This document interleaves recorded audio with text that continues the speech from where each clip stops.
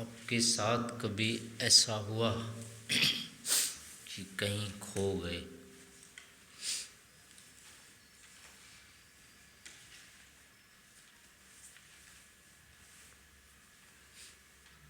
कभी खोए हैं, नहीं खोए?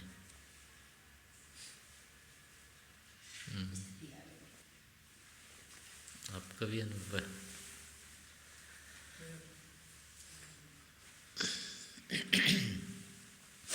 अच्छा, आप अभी खोए हुए हैं या मिले हुए हैं?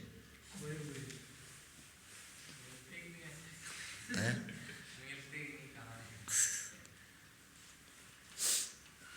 अभी जैसे देखो, कहाँ पर हैं आप अभी?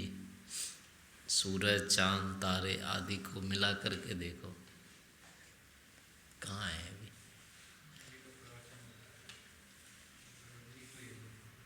नहीं, इनकी अपेक्षा से इतने सारे जो हैं चांद तारे ब्रह्मांड में कहाँ पर हैं, मतलब ऐसा लगता है कुछ?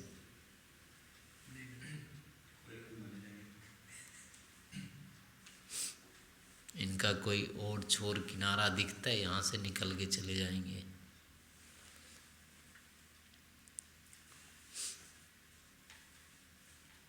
अच्छा, यहाँ है, यहाँ कहाँ है?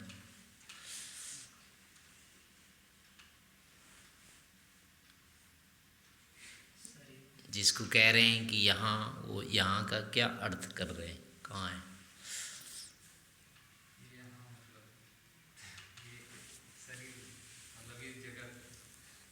किसी घेरे के अंदर? ऐसा कौन सा घेरा है जिसमें है?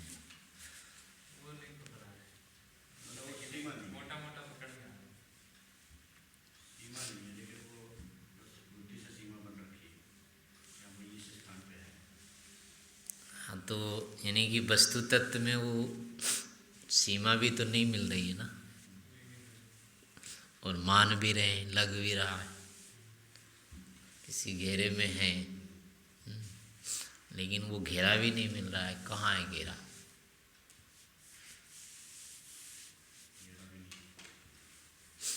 मान लो रोजड़ में है, किसी को पूछेंगे, कोई पूछेगा कहाँ है?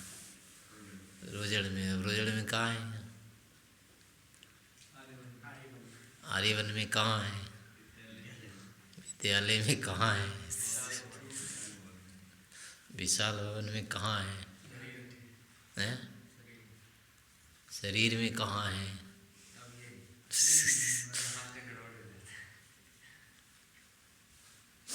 ढूंढते ढूंढते ढूंढते अंत में यही लगेगा कि पता नहीं कहाँ है। तो जो खो जाते हैं उसमें क्या होता है और इसमें क्या है अंतर?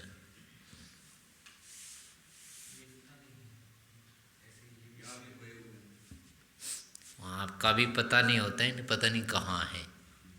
होते तो हैं ही कहीं खड़े, तो पर पता केवल नहीं होता है कि कहाँ है। और यहाँ भी वही हाल है, यहाँ तो ये भी नहीं लग रहा है कहाँ खड़े हैं। तो दोनों स्थिति एक ही है, यानी खोए हुए ही है। फिर अंतर कैसे लग रहा है? वहाँ तो बौखला जाते हैं, भयभीत चिंतित हो जाते हैं। यहाँ भी खोए हुए हैं पर कोई पता ही नहीं है, यहाँ कोई चिंता नहीं है।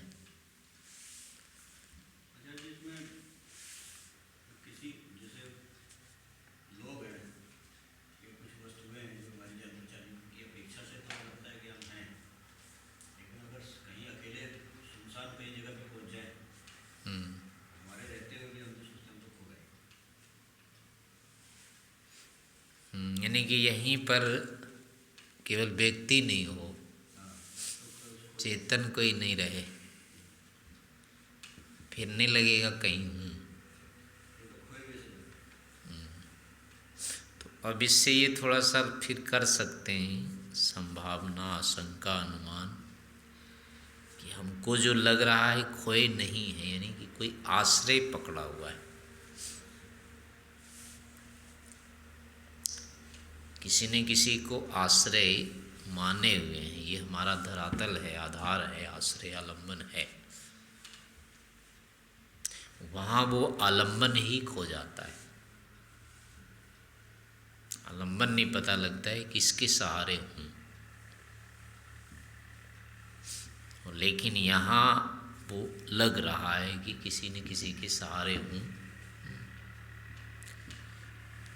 इस कारण से भय नहीं हो रहा है। असहारा हो जाना, असहाय हो जाना भय का कारण होता है। इस कारण से डर लगने लग जाता है, कोई सहारा नहीं है। और जहाँ लग गया कि सहारा है, वहाँ पर फिर भय नहीं लगेगा, एकांतता नहीं लगती है वहाँ पर, अकेलापन फिर नहीं लगता है। तो अब यहाँ पर है कि वस्तुतः हम निर्भय यहाँ रह रहे हैं, तो इतना तो निश्चित है कि कोई न कोई आश्रय है, किसी न किसी को सहारा हमने माना, बना हुआ है। तो अब वो सहारा यदि है तो कौन है वो, ये निर्णय करना पड़ेगा। अन्यथा कहीं ये लगता रहे, कभी ऐसा होता है ना कि हम आगे आगे चल रहे हैं, कोई पीछे साथ में कभी होता है तो वो आ रहा है, और पीछे मुड़ के देखते हैं तो है ही नहीं। ऐसा होता है कभी, दो व्यक्ति आपस में चल रहे होते हैं और चलते चलते हमको तो लगता है आ ही रहा है वो, और पीछे मुड़ के देखते हैं तो होता ही नहीं है। फिर कहते हैं कहाँ गया, लेकिन जब तक पीछे मुड़ के नहीं देखते हैं तब तो अंदर से लग रहा होता है ना, वो तो आ ही रहा है ही। तो वहाँ होता नहीं है लेकिन लगता रहता है कि है पीछे, है साथ में है। तो कहीं ऐसा ही यहाँ भी तो नहीं है, चल रहे हैं और केवल लग रहा है कि हाँ है कोई साथ में, पर वो हो नहीं, केवल हम मानते जा रहे हैं कोई साथ है। क्योंकि परिणाम जो है वो तो आश्रय वाला ही है, क्योंकि बिना आश्रय के हम भयंकर डरते हैं, इतनी हिम्मत हम कर ही नहीं सकते, खड़े नहीं हो सकते। साहस ही हमारा नहीं है कि बिना सहारे के हम रह जाएं, स्थिर शांत रह जाएं, निश्चिंत रह जाएं, ऐसा हमारे बस का है ही नहीं, ये तो निश्चित है। लेकिन फिर भी ऐसा ही लग रहा है, हम बिल्कुल निश्चिंत हैं, बेखबर हैं, स्थिर हैं, रह रहे हैं, तो कोई न कोई है, आशा सहारा है। पर अब वो कौन है, फिर हम किसके सहारे हैं? ये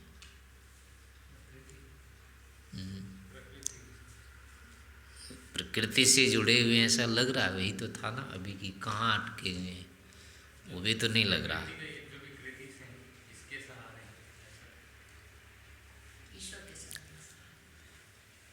ईश्वर के सहारे लग रहा है।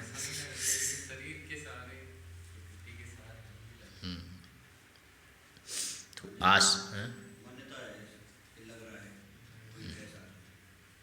हाँ, तो मान्यता भी तो मिथ्या भी है, कम से कम मिथ्या में कुछ तो रहता है ना, तो कोई न कोई तो होगा ही, चाहे सत्य है चाहे मिथ्या है, आश्रय तो कोई होगा। तो प्रायः जो होता है ये मिथ्या होता है, यानी कि हमको शरीर के आश्रय से हम रह रहे होते हैं,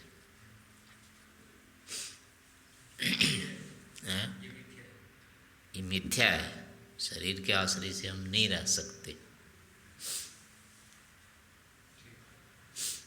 मान लिया है हमने इसको कि ये है तो मैं हूँ या यही मैं हूँ, अधिकतम तो ये हुआ है यही मैं हूँ, और ये अपना साफ साफ दिखता है सुरक्षित सा। तो इसके सुरक्षित दिखने से लगता है हाँ मैं सुरक्षित हूँ, और सुरक्षित होना ही ये निर्भयता फिर हो जाती है। लेकिन फिर यही है कि अगर यही मैं हूँ तो फिर ये ध्यान से देखने पर क्यों नहीं लगता है कि मैं यही हूँ, इसमें हूँ क्यों लगता है। शरीर ही अगर मैं होता तो शरीर में हूँ ऐसा नहीं लगना था, लेकिन ऐसा लगता है। मैं यहाँ जब शरीर के साथ तुलना करते हैं तो लगने लगता है मैं शरीर में हूँ। तो अब यहाँ भ्रांति हो जाती है कि अगर शरीर में है तो नहीं लगना चाहिए कि मैं शरीर हूँ, और शरीर है तो ये नहीं लगना चाहिए थे कि मैं शरीर में हूँ। तो लेकिन दोनों ही स्थितियाँ होती है, कभी लगता है कि मैं शरीर में हूँ, शरीर में रह रहा हूँ, और फिर रहते रहते लगता है मैं ठीक ही तो रह रहा हूँ। और वो शरीर होता है, शरीर को देख करके अनुभव करके कहते हैं हाँ ठीक है, ठीक हूँ, रह रहा हूँ, मैं यहाँ रह रहा हूँ। ये जब बोलते हैं तो इसके पीछे कौन रहता है मैं। आपको कोई पूछता है रोज कहाँ हो, रोजड़ में हूँ, तो वहाँ से मैं क्या हो रहा होता है कि रहने वाला कौन दिख रहा है। शरीर को अनुभव करके कह रहे होते हैं ना मैं यहाँ हूँ, तो वो बाहर बाहर सा दिख रहा होता है, वहाँ नहीं लगता है मैं शरीर के अंदर हूँ, उसको नहीं बताते हैं ऐसा।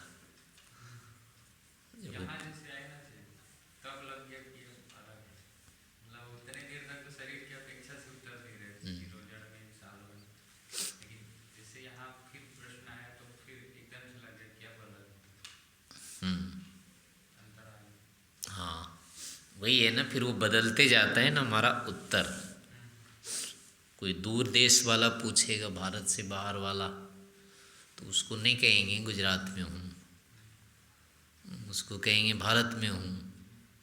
और भारत में आके अब पूछेगा तो उसको कहेंगे गुजरात में हूँ। दूसरे राज्य से पूछेगा कहीं से तो उसको अब कहेंगे कि गुजरात में है। अब गुजरात में से कोई पूछेगा फिर उसको गुजरात में हूँ नहीं कहेंगे, फिर किसी ज़िले का नाम लेंगे, साबरकाठा में हूँ। साबरकाठा में पूछने लग गया तो अब बताएंगे कि इसके गांव में हूँ।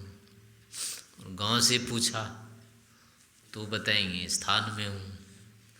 स्थान से पूछ लिया तो अब बताएंगे अपने में हूँ। और अपने से पूछ लिया अब यहाँ आकर के क्या बताएंगे।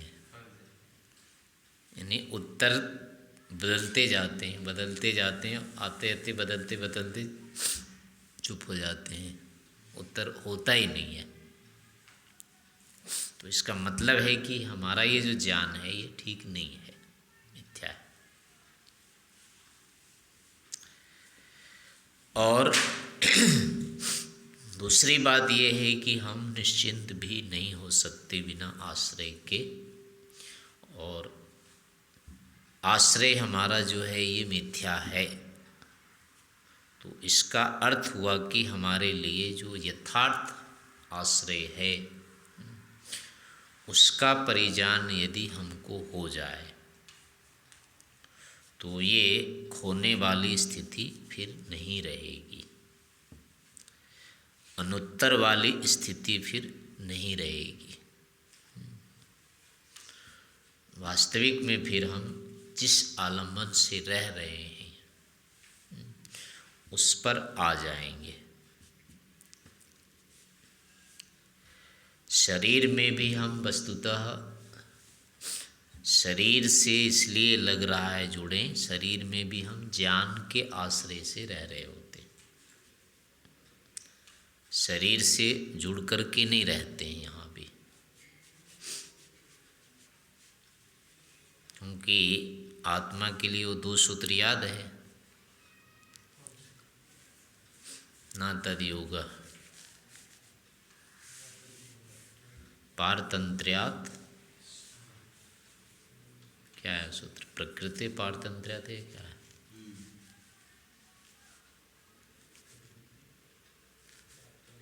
तस्यापि पारतंत्र्यात्, हाँ, प्रकृति निबंधनात् चेन्न तस्यापि पारतंत्र्यात्। तो प्रकृति ने बांध रखा है, ये भी नहीं है, उससे भी बंधे नहीं है, वो भी नहीं बांधती है परतंत्र होने से, यानी बंधे नहीं है। और नित्य मुक्त स्वभाव से न तदयोग, और स्वयं भी नित्य शुद्ध मुक्त स्वभाव है, इसलिए भी हम नहीं जुड़ते उससे, ना वो हमसे जुड़ती है ना हम उससे जुड़ते हैं, फिर भी तदयोग है, तदरीते। उसके बाद भी हमारा योग हुआ है, तो अब वो जो योग है उसका आधार फिर क्या बताया, प्रकृति को भी नहीं बताया, स्वयं को भी नहीं बताया, फिर भी योग का आधार बताया, तद योगो अपि अविवेको, उसका जो योग है उसका कारण अविवेक है, यानी कहने का मतलब है हम जो जुड़े हुए हैं वो वस्तुतः अविवेक के कारण से जुड़े हुए। हमारे यहाँ शरीर के साथ जो आलम्बन बना हुआ है, आधार बना हुआ है, वो हमारा अविवेक है, मिथ्या ज्ञान के भरोसे रह रहे हैं हम, यथार्थ ज्ञान के भरोसे नहीं रह रहे। और वस्तुतः दोनों चूँकि द्रव्य हैं, तो द्रव्य के कारण हो सकता है बिना संयोग के तो नहीं रहेंगे, लेकिन अनुभूति की दृष्टि से हम जो रह रहे हैं शरीर में, वो इसी ज्ञान के कारण से रह रहे हैं। किसी से भी जो जुड़े हुए हैं वस्तुतः, जैसे अब ऊपर में आपके सामान वस्त्र पुस्तक आदि रखा है, तो उससे अभी जुड़े हुए हैं, तो अब साक्षात तो जुड़े नहीं हैं, फिर भी लग रहा है कि जुड़े हुए हैं। वो क्या आधार है इसका, ज्ञान ही है, केवल उस वस्तु के ज्ञान से जुड़े हुए हैं। तो जैसे इन बाह्य वस्तुओं के ज्ञान से जुड़े रहने पर भी हमको लगता है कि इससे जुड़े हुए हैं, तो ऐसा कि ऐसा शरीर के साथ भी है, शरीर का भी हमको ज्ञान ही है, अन्य संबंधों का भी हमको ज्ञान ही है, हमारे पास और कोई नहीं है, तो उस ज्ञान से हम जुड़े हुए रहते हैं।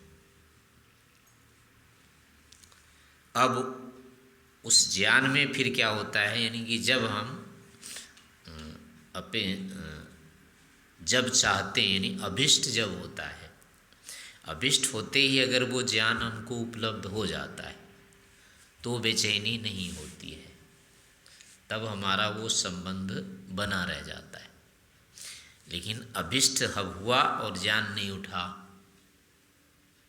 तो हम एक प्रकार से उससे कट जाते हैं। फिर शरीर से भी अगर इसका ज्ञान उठाना चाहा और नहीं उठा, तो ऐसे लगेगा कि कहाँ गए फिर हम,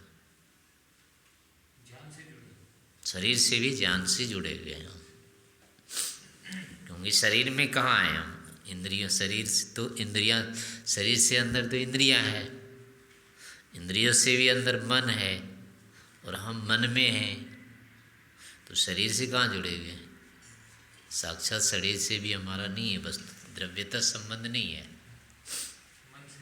हाँ, हमारा संयोग मन से भी संयोग वियोग होता रहता है, एकदम से जुड़े नहीं रहते हैं उससे भी। पूरा संयोग प्रकृति से होता ही नहीं है कभी। होता है, अलग होते हैं, जुड़ते हैं, अलग होते हैं, ऐसा होता रहता है। लेकिन फिर भी जो एक प्रवाह बना रहता है संबंध का, वो केवल ज्ञान से रहता है, वो अटूट होता है। यानी कि ज्ञान हमारा पूरे प्रवाह से बना रहता है, उसमें विच्छेद नहीं होता है। उसमें यदि विच्छेद हो गया तो फिर ये भय आ जाएगा, कहाँ चले गए, फिर लगेगा कट गए बस। तो दोनों चीज़ें हैं, अज्ञान भी है और उसको ज्ञान भी कहेंगे। तो इन सब से हम जो जुड़े हुए हैं, इनका हम वस्तुतः हमको ज्ञान होता रहता है। शरीर का भी हमको ज्ञान होता रहता है। इससे लगता है कि हाँ, शरीर से भी हम जुड़े हुए हैं। ज्ञान बंद हो जाए, किसी तरह बाधित हो जाए तो लगेगा कट गए, अब तो कहाँ गए पता नहीं। तो इन सब से भी वस्तुतः हम जुड़े हुए नहीं हैं, और अंततः तो हम किसी से भी नहीं जुड़ सकते। जुड़ने की हम चीज़ ही नहीं है। ईश्वर से भी हम नहीं जुड़ सकते। जुड़ने का मतलब जो चीज़ जुड़ गई उसका संयोग नहीं टूटना उस रूप में। ऐसा संबंध ईश्वर से भी नहीं होगा कि किसी एक देश में हम चिपक जाएं, जुड़ जाएं उससे। वहाँ भी हम इधर उधर ही होते रहते हैं। ईश्वर के व्यापक होने के कारण उसके साथ संबंध हमारा नहीं कटता है। लेकिन जैसे संयुक्त होकर के अनुभूति जैसा करते हैं जोड़ का, शरीर के साथ जैसे अनुभूति करते हैं कि अलग नहीं होते हम इससे, ऐसा संबंध हमारा किसी से नहीं होता है। ईश्वर से तो एक प्रकार से रहेगा, भले एक देश में रहना। हाँ, यानी कि शरीर के साथ ऐसा नहीं मानते हैं ना कि हम फिसलते रहें इसमें, है फिसलते रहते हैं, लेकिन मान्यता में नहीं है ना। मान्यता में भी अगर लगने लग जाएगी हम ऊपर नीचे हो रहे हैं तो कैसा लगेगा, तो व्यवहार नहीं हो पाएगा ना इससे। तो चक्कर आने लग जाएंगे फिर, तो उसी को तो चक्कर कहते हैं। चक्कर में और क्या होता है, वो ज्ञान अव्यवस्थित आने लगता है सामने, होता कुछ नहीं है। जैसे रहते हैं वैसे रहते हैं। गोलक में गड़बड़ी नहीं होता। नहीं, हम जैसे रहते हैं हम तो ऐसे रहते हैं ना। गोलक में किसी कारण से कुछ होने पर ज्ञान बदलने लगता है, अव्यवस्थित आने लगता है। तो अव्यवस्थित ज्ञान होने के कारण से वो घूमने सा लगता है, घूमने लग गया, ये हो गया, और सामान्य स्थिति हो जाती है। यानी ज्ञान ही वहाँ अव्यवस्थित होता है। अभी केवल ज्ञान व्यवस्थित हो रहा है। व्यवस्थित माने अभिष्ट क्रम से हो रहा है। ज्ञान जैसे ही अभिष्ट क्रम से होना बंद होगा, इसका अभिष्ट क्रम टूटेगा, वैसे ही बेचैनी हो जाएगी। इष्ट क्रम से यदि बना रहेगा ज्ञान तो फिर बाधा नहीं आएगी। तो शरीर आदि के साथ भी चूँकि हमारा ज्ञान ठीक ठीक इष्ट रूप में इसका क्रम चलता रहता है, तो इष्ट क्रम चलना ही वस्तुतः कहेंगे इसके साथ हम संबद्ध हैं। लेकिन ये अनित्य होने के कारण हम इसके भरोसे नहीं रह सकते। अनिष्ट होने के कारण इसके आश्रय को मानना, इसके भरोसे रहना, ये फिर अविद्या है या दुख का कारण है या अनुचित अवस्था है। उचित अवस्था नहीं, हमारे लिए पर्याप्त अवस्था ये नहीं है। इस संयोग का कभी भी वियोग हो जाएगा, इसको पकड़ के रख नहीं सकते। पराश्रित होता है, दुर्बल होता है ये संबंध, ये क्रम कभी भी टूट सकता है। तो इस कारण से इसको पर्याप्त नहीं माना गया है। और पर्याप्त नहीं होने के कारण होने पर भी अगर हम इसी के पीछे रहते हैं तो ये हमारे लिए यानी कि अज्ञान पूर्वक स्थिति है। दोष भी कह सकते हैं, न्यूनता भी कह सकते हैं इसको, या दुख की स्थिति में है। वो ऐसी ही स्थिति है जैसे हम कभी किसी के आगे चल रहे होते हैं और मान के केवल चल रहे होते हैं कि वो तो आ रहा है पीछे, मैं साथ में हूँ, लेकिन वो होता नहीं। जब समय आएगा, काल आएगा, वो नहीं मिलेगा। तो वहाँ जैसी स्थिति होती है कि आदमी केवल मान के चल रहा होता है, वस्तुतः होता नहीं है। तो अब वो एक दयनीय स्थिति है। अपने को ही जब पता लगता है कि अरे ये तो है ही नहीं, वो दीनता अपनी सामने आ जाती है, मैं तो ऐसा मान के चल रहा था। तो वस्तु के विपरीत यानी मान के चलते रहना एक दयनीय अवस्था है, दीनता की स्थिति है, दुर्बलता की, दबाव की स्थिति है ये। तो वही की वही स्थिति हमारी ये है, यानी वस्तुतः ऐसा है ही नहीं, हम इसके साथ जुड़े हुए नहीं हैं, इसके साथ हमारा संबंध स्थिर नहीं है, बलवान संबंध नहीं है, लेकिन हम मान के चल रहे हैं कि हम तो हैं ही जुड़े हुए, कुछ नहीं होगा, यहीं पर हैं अर्थात इसके साथ हैं। तो इतना पर्याप्त नहीं है, वस्तुतः हमारा होना चाहिए वो जो आया है, एतद आलम्बनम श्रेष्ठम, एतद आलम्बनम परम, एतद आलम्बनम ज्ञात्वा यो यद इच्छति तस्य तत्। ये जो ब्रह्म का, ईश्वर का आलम्बन है, यही पर है, यानी कि महान आलम्बन जो है यही है, यही आलम्बन जो है श्रेष्ठ है, सर्वोत्तम है। ईश्वर का जो आलम्बन है वो सर्वोत्तम है। और एतद आलम्बनम ज्ञात्वा, इस आलम्बन को, आश्रय को, आधार को जान करके अब कहा कि यो यद इच्छति तस्य पूर्णम भवति, जो चाह रहा है वो उसको मिल जाता है, यानी उसकी पूर्ति हो जाती है। तो उत्तम स्थिति यही है। अभी जो हमको लग रहा है कि मैं तो ठीक ठाक हूँ, कहीं नहीं हूँ, अपने आप में हूँ, जो भी है निश्चिंत होकर के रह रहा हूँ, तो उसका अर्थ है कि मैं अभी प्रकृति के आश्रय से रह रहा हूँ। पर ये संबंध अनित्य होने के कारण ये स्थायी नहीं है, सुखद या शांतिकारक नहीं है। पर ऐसी ही स्थिति हमारी ईश्वर के साथ होनी चाहिए। ईश्वर के साथ हमारा जो संबंध है वो कभी इस रूप में टूटने वाला नहीं, उसका विच्छेद संभव नहीं है। और इस कारण से उससे संबंधित हमारा ये अभिष्ट ज्ञान क्रम चलना चाहिए। उसके साथ हमारी प्रवाहिक बुद्धि उत्पन्न होते रहनी चाहिए। अभी जो होती है ईश्वर से संबंधित खंडित बुद्धि होती है, पूरे दिन में कभी एक आध बार हो गया, घंटा में हो गया, या शब्दों का जब उच्चारण करते हैं, सुन रहे होते हैं, पढ़ रहे होते हैं, तो उतनी काल के लिए लग जाता है हाँ ईश्वर के साथ हमारा संबंध है। लेकिन इन निमित्तों के हटते ही ईश्वर के साथ हमारा कोई संबंध नहीं रहता है। तो ये स्थिति जो है ये ठीक नहीं है, दयनीय स्थिति है। इसको हटा करके ईश्वर के साथ ऐसे लगना चाहिए जैसे यहाँ शरीर के साथ लगता है, यहाँ प्रकृति के साथ या संसार के साथ लगता है। यहाँ मैं इससे जुड़ा हुआ हूँ, तो कोई चिंता की बात नहीं है। इतनी ही निश्चिंतता ईश्वर के संबंध से होनी चाहिए, तो वो परम स्थिति है। वो स्थिति यदि हो जाती है तो फिर अपने को कोई अपेक्षा नहीं रहेगी।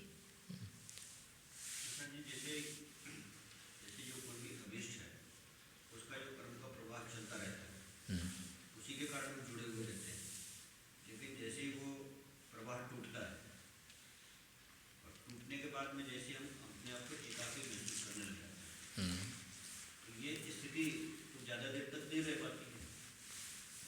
विचरण वाले हाँ, अब ज़्यादा देर तक अगर रहे तो फिर तो पागल हो जाएंगे ना फिर। हाँ, ईश्वर में प्रवृत्ति हो जाए, लेकिन ज़्यादा देर तक नहीं रह पाते, फिर वो दूसरे उसमें घुस जाते हैं। नहीं, उसमें दूसरे को मान लेते हैं ना तब तक। हाँ, नहीं, एक आदमी यहाँ अकेले हो गया तो वो उठ करके जहाँ दूसरे बातचीत कर रहे होते हैं वहाँ चला जाता है, वो बना लेते हैं यहाँ पर।